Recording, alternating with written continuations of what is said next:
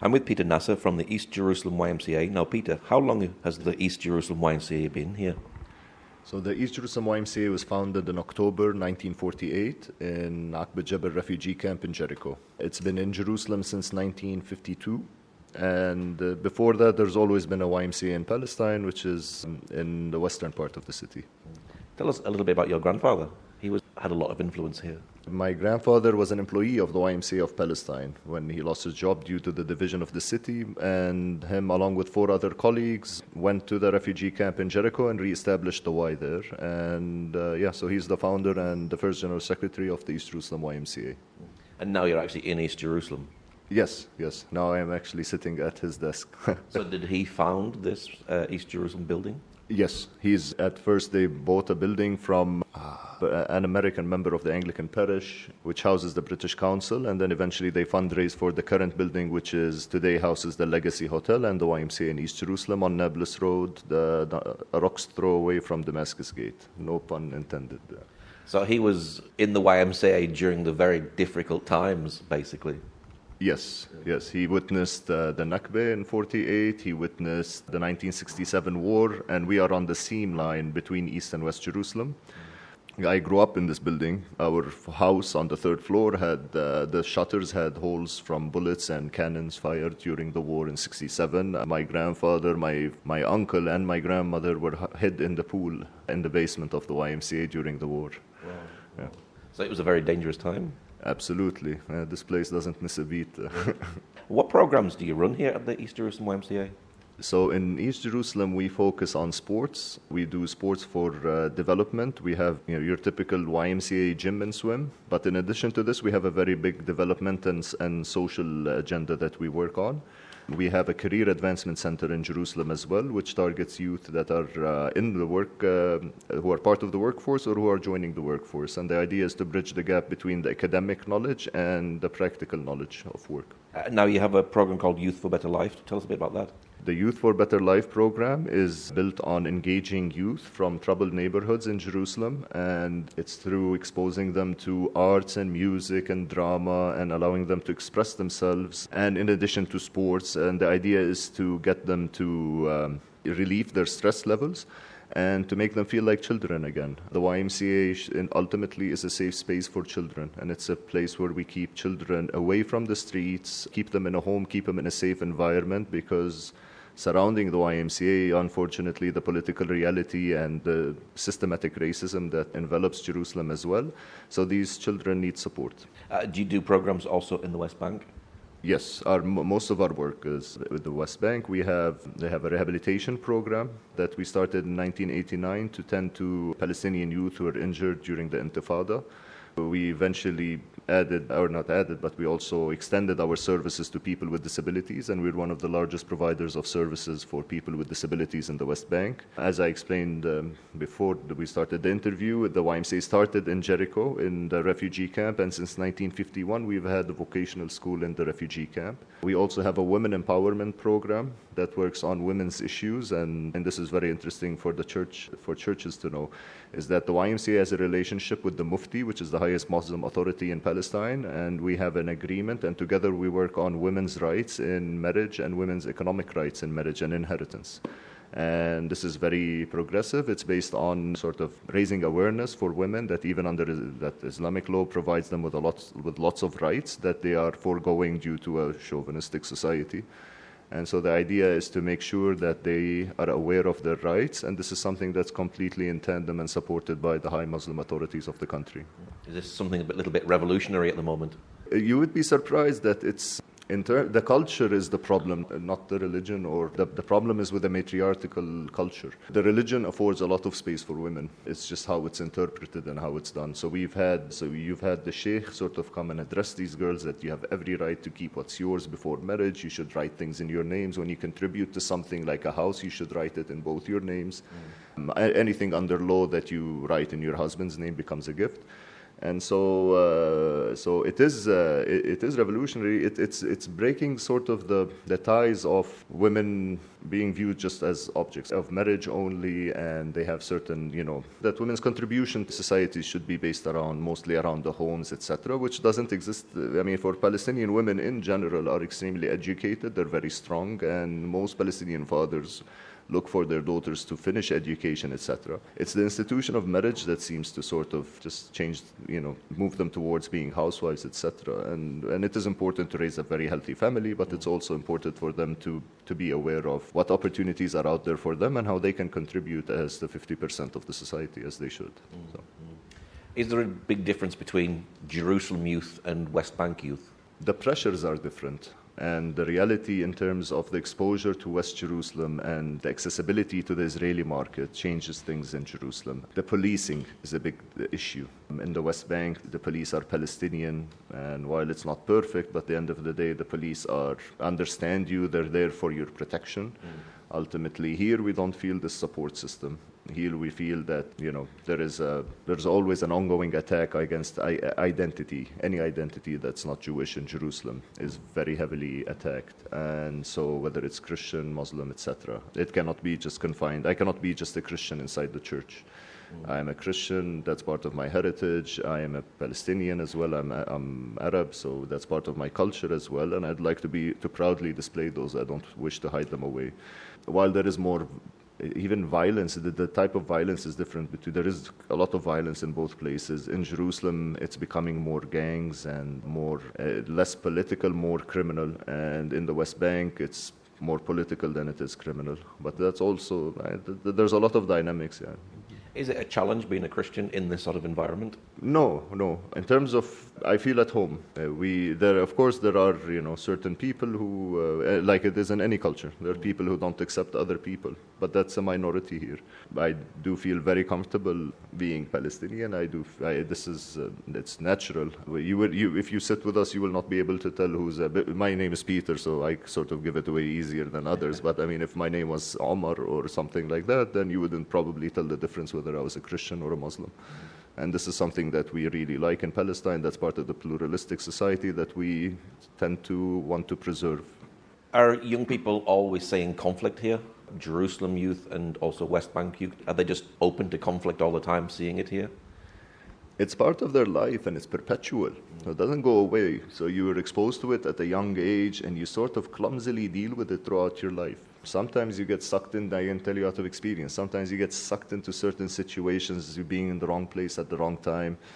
And there's always somewhere where you're going to be at the wrong place at the wrong time here. It's just ongoing, on and on. The violence really, I mean, we work with youth on psychosocial rehabilitation, etc.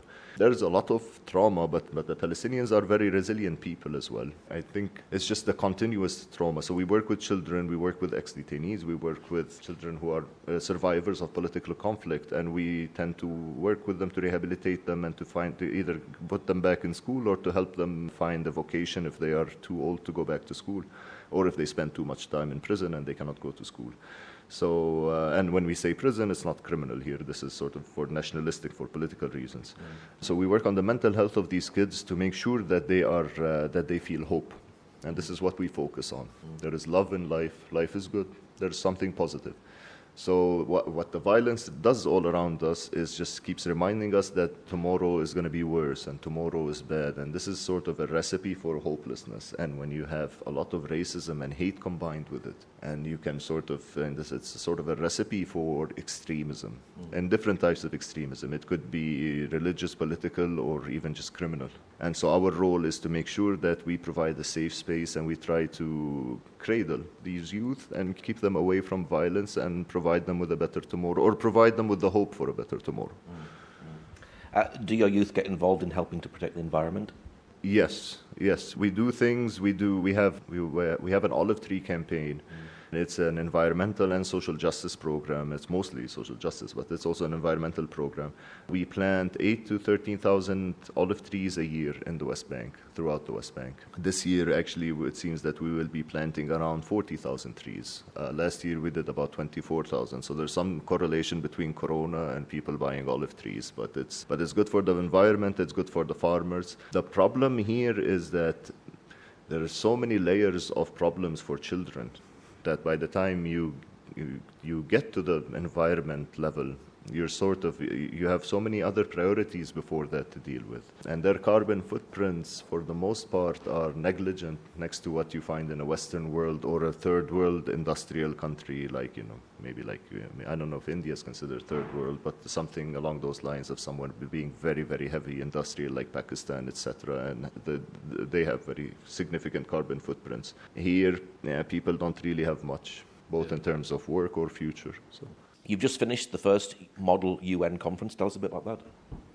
So we have youth volunteers, and our youth volunteers came up with an idea that they would like to host a Model United Nations. And I was very lucky I get the credit and I don't get to do much of the work. That's amazing that when you have this, then this is what the Y is beautiful for. We have these youth who want to create something, and they just made reality out of it. They organized 3 days conference in Beit Sahur. We have a YMCA there that's on the shepherd fields, the biblical shepherd field. We had about 80 participants, 75 participants representing the Security Council and the General Assembly. It was a great exercise to see these children debate and talk about world issues and not just Palestinian issues, and to see everybody doing their homework and presenting his country from his point of view. I think that it was a rich exercise, but the beauty of it was that I was told that there's going to be an idea, we're thinking of doing this, and it's like, good, let me know what I can support. And then it's, we want to meet with you. We've set everything up. I was like, perfect, go ahead. And then it's like, can you come to the opening and closing ceremony? And my part was finished, so I really cannot take any credit for this. This was done by our youth department and our youth volunteers. Yeah. But you have some budding talent there. Yes, we do. People here are extremely creative. And really, adversity is the mother of invention and mother of it. It really the kids are creative. Kids have to find ways to make things happen. Things don't come easy here. So we're an incubator for the spirit. It's a spirit of hope. You will hear me repeat this word over and over, but it really embodies our work, and it's what we have to do. We have to give hope. So. You are the Young Men's Christian Association, but are you working with different religions in society? Yes, of course.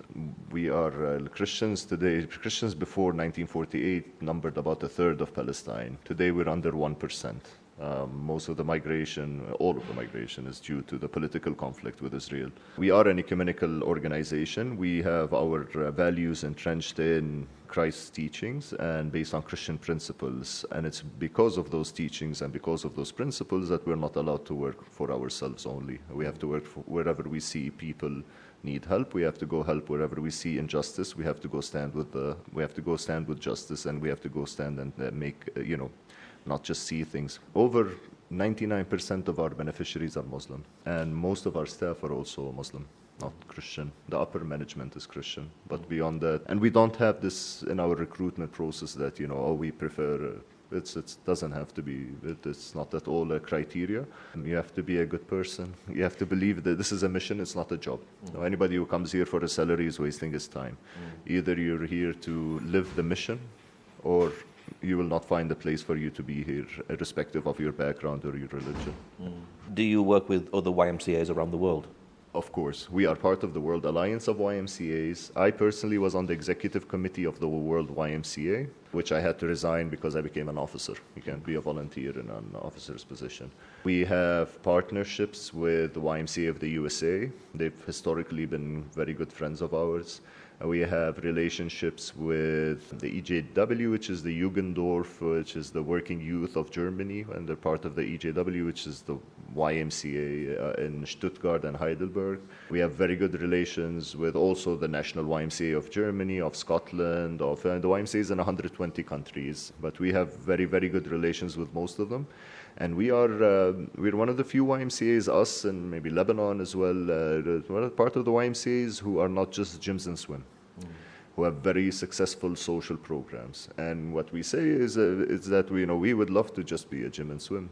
We hope that our society does not need us to do this work. We hope for this extraordinary situation and occupation to end, so that we can just focus on recreation and happiness and sports. But we have a development. We respond to the needs of our youth, and I think we have a sort of a special status among the world YMCA in how they look at. They've compared us to the miracle of the loaf and fish. They tell us you do a lot with nothing. So tell us a little bit more about the work with the disabled. So we work with people with disabilities. We work on the belief of, just like we work with any youth, we work on the belief that he or she is independent and they want to do everything for themselves, and they should be able to do everything for themselves. So we work on providing accessibility for them, whether it's in the home or at the workplace. We have partnerships with the public and the private sector to find jobs for people with disabilities. And the rule is you don't hire them because they have disabilities, hire them because they are capable of doing the job.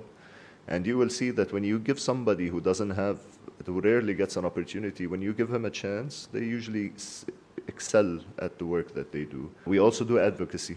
We advocate on the national levels for the rights of people with disabilities. We were part of the sit-in in the PLC, and our staff member was the major person in part of the sit-in at the Palestinian Legislative Council demanding free health insurance for people with disabilities as per Palestinian law. So they were sort of throwing the law back into the politicians' face and telling them they have to live up to their responsibilities. And so our staff spent 70 days holed up in the Legislative Council until she got her point across and they acceded to her demands. So. Are you making a difference in the society? Yes, I hope so. Sorry that I sound somber, but the problems never go away. I know this is different. Every society has problems that don't go away, but here it's just unnatural, the problems that we deal with. So I'll quote Pink Floyd when you run and run to catch up with the sun, but it sinks and turn around and you'll find it right behind you. It is frustrating, but it keeps us going. We have to do this. I believe we improve, and I believe at least we slow the decline to the worst. Why do you do what you do? So I started doing it because of the legacy in the family. I was born in this building. I was born in the YMCA. My father was a general secretary as well, not just my grandfather. Unlike them, I applied for the job though. I do what I do because I don't feel comfortable knowing that I can actually help somebody out and not do it. I believe in my society and I want to make a difference. I want to contribute and not just say that, things keep getting worse. But I want to say at least I tried to do something about it. I don't know how successful it can or cannot be, but given the enormity of the situation. But I think about my daughters. I have twin girls, and I think about their future here. I think about how they want to live, and I really, really hope that they will have a future that's free of hate. Hate is the ugliest thing that goes on here. Bullets kill you. Hate kills you from the inside and keeps you're like a zombie eventually. You're overcome by thoughts and you become a different person. I think these things are very underestimated as to how severe they cause a society. And so this is what motivates me. I don't want to sit there and say, I can leave and, what can I do? It's bigger than me. It is much bigger than me. But let me try where I can. Yeah. What's your prayer for the future? I pray for peace. I'm not extremely optimistic. I don't want to sound too general, but, I would say, I tell people at the YMCA, maybe let's not just pray for peace. Let's live the peace. This cannot go on forever. And, a simmering pot, there is an effect on a simmering pot. It might not be as evident as a boiling one, but, this is like a slow Chinese torture. And so I pray for all the children who are detained to be free. I pray for all people with disabilities to have dignity and to have a life that's independent. I pray for all these children in the refugee camps and hope that they find better work and a better tomorrow. And that they are not peddled for political purposes by anybody. And I pray for a better future for my daughters. And what's your website, Facebook page for people who'd like to know more? We are currently redeveloping our website. We've rebranded the organization, and we're the Young Men Christian Association, but sometimes we're not very good at the young part. So we're trying to work ourselves better on that. Our Facebook page is the East Jerusalem YMCA is our central page where you can find outcomes, and then every single one of our programs, you can locate them through that central page, and you can go and find out more about the work that we do. But our YMCA, our website is ej-ymca.org. Okay, Peter, thank you much. Thank you.